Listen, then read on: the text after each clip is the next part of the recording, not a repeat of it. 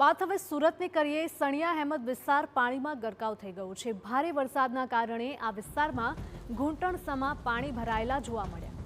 અનેક સોસાયટીઓ અને ઘરોમાં પાણી ભરાતા સ્થાનિકોને હાલાકી થઈ રહી છે।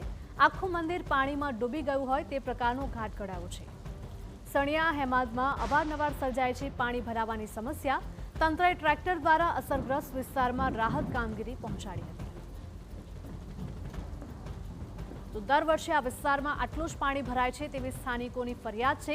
સ્થાનિકોનું કહેવું છે કે તંત્રએ પ્રી મોન્સૂનની કામગીરીના દાવા કર્યા હતા અને દર વર્ષે એવા પણ દાવા કરવામાં આવે છે કે આવતા વર્ષે આટલું પાણી નહીં ભરાય, છતાં પણ અવારનવાર દર વર્ષે આ જ પ્રકારની પરિસ્થિતિ સર્જાય છે અને લોકોએ હાલાકી ભોગવવાનો વારો આવતો હોય છે। આપ જોઈ શકો છો કે આખી સોસાયટીઓ પાણીમાં ડૂબી ગઈ છે। અહીંયા 4 થી 5 ફૂટ સુધીના પાણી ભરાયેલા પણ જોવા મળી રહ્યા છે। લોકોનું ઘરની બહાર નીકળવું પણ મુશ્કેલ બન્યું હતું।